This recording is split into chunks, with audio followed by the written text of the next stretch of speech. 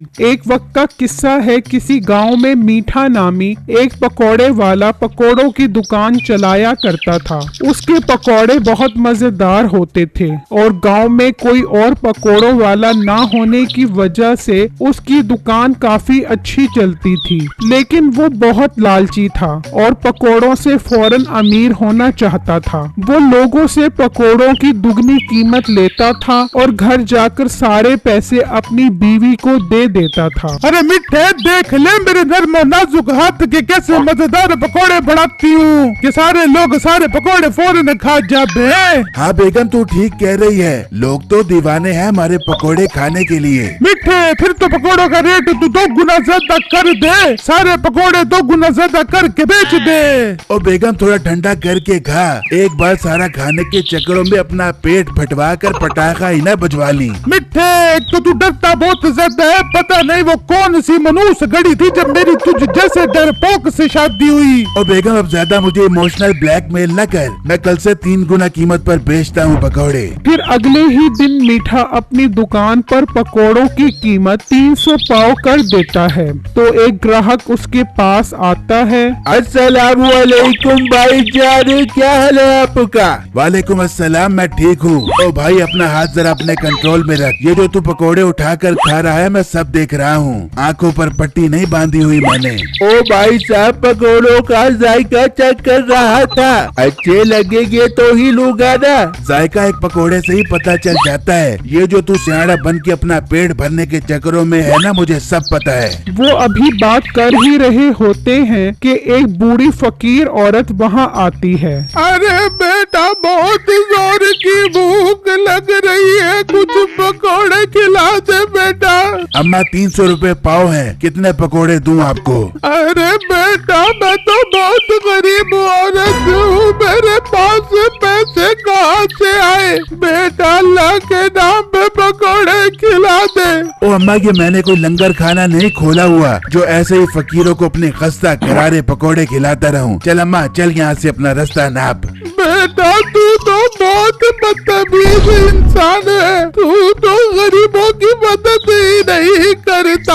हाँ हाँ अम्मा, मैं नहीं करता किसी की मदद। अब चल यहाँ से जा। ये सुनकर वो बूढ़ी फकीर औरत मीठे को बद्दुआ देती हुई वहाँ से चली जाती है। और जब मीठे की नजर उस ग्राहक पर पड़ती है तो वो उसके आधे पकौड़े खा चुका होता है। ओ भाई साहब, तुम तो बहुत बदतमीज इंसान हो। ये नहीं कि बूढ़ी औरत को थोड़े से पकौड़े दे दूं। ना भाई ना, तुम तो बहुत ही कंजूस इंसान हो। बूढ़ी औरत को तो मैं बाद में पकोड़े दूंगा। पहले जो तू मेरे आधे पकोड़े खा गया है उसके 2000 रुपए दे। ओ भाई, एक पकोड़ा चखने का 2000 रुपया? तेरा दिमाग तो खराब नहीं हो गया? वो ग्राहक बातें करता हुआ मीठे के सारे पकौड़े खा जाता है और मीठा उसको देखकर हक्का बक्का रह जाता है। भाई जान, आप मेरे 5000 रुपए के पकोड़े खा गए हो। मुझे 5000 रुपए दो अभी के अभी। जरा तमीज से बातें करी। एक तो इतनी तेज मिर्चों वाले पकोड़े बेच रहा है और ऊपर से 5000 रुपए मांग रहा है। तेरी तो मैं अभी पुलिस को रिपोर्ट करता हूँ। तू रुक यहीं पर, मैं अभी आता हूँ।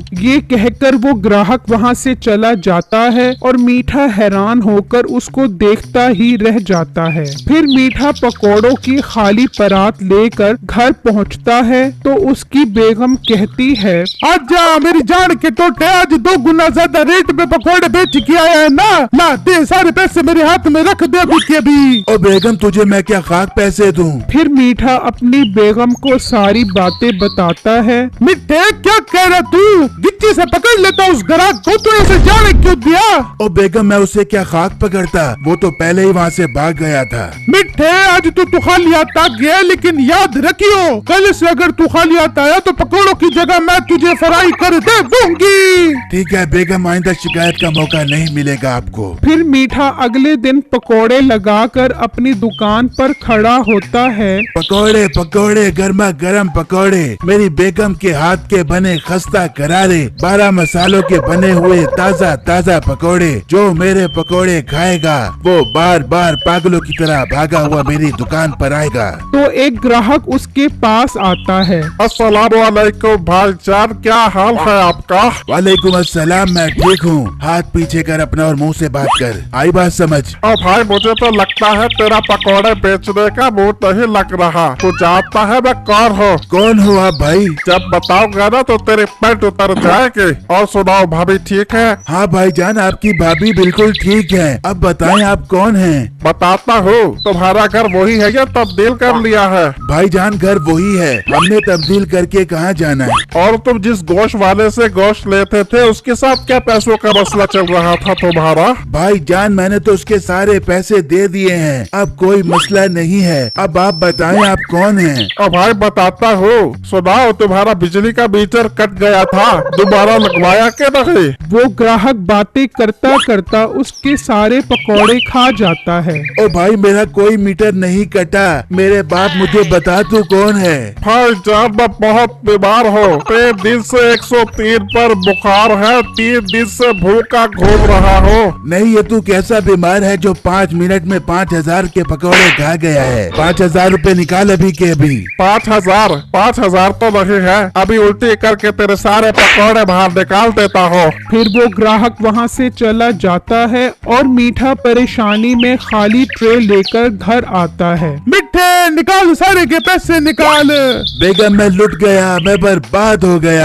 फिर मीठा नसीबों को सारी बातें बताता है। मिठे मैंने कहा था ना, कल अगर तू पैसे न लेके आया तो फिर तेरी खैर नहीं। अभी के भी मुर्गा बन जा और अपना बैकग्राउंड ऊपर कर ले। आज डंडे मार मार के तेरा बैकग्राउंड सुझा दे दूंगी। बेगम आज मुझे आखिरी मौका दे दे, कल तुझे 6 गुना ज्यादा पैसे ला कर दूंगा। ठीक है मिट्टी, अब आखिरी मौका है तेरे पास। फिर मीठा अगले दिन पकोड़े लगाकर खड़ा होता है तो एक ग्राहक उसके पास आता है। ओ भाई पकोड़े कैसे दे रहे हो? भाई 300 रूपए पाव के हिसाब से दे रहा हूँ पकौड़े। ओ भाई शहर 60 वाले इलाके में एक मकान बन रहा है, वहाँ मजदूर काम कर रहे हैं, आप जाकर उन्हें पकोड़े दे आओ और उनसे जाकर खुद ही रेट की बात भी कर लो आप। ओ भाई 300 रूपए पाव से 1 रुपया भी कम नहीं होगा। ओ भाई साहब मैं तो आपका भला कर रहा हूँ, उनके पास जाओ, उन्हें 600 रूपए पाव के हिसाब से पकोड़े बताना, आपको अच्छा प्रॉफिट हो जाएगा। ये सुनते ही मीठा सोचने लगता है, अरे वाह क्या बात है, आज तो लगता है मेरा सारा नुकसान पूरा हो जाएगा। भाई जाओ उनके पास। भाई जान आई लव यू, मैं अभी उनके पास जाता हूँ। फिर मीठा दुकान से निकलकर मजदूरों के पास जाता है और बिट्टू उसके पकोड़ों की ट्रे उठाकर ले जाता है। जब मीठा वहाँ पहुँचता है तो वहाँ कोई मकान ही नहीं होता। यहाँ तो कोई मजदूर नहीं है, हाय मेरे पकोड़े।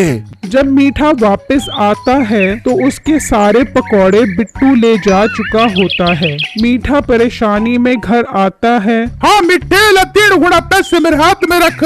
बेगम जानू इतनी जल्दी क्या है, पहले डंडा तो ले आओ आप। फिर नसीबो कैंची डंडा लेकर आती है। हाँ मिठे कहाँ है पैसे? बेगम पैसे तो नहीं है, बैकग्राउंड हाजिर है, आज लगा तू डंडे जितना तेरा दिल करे। फिर नसीबो उसकी खूब दुर्गत बनाती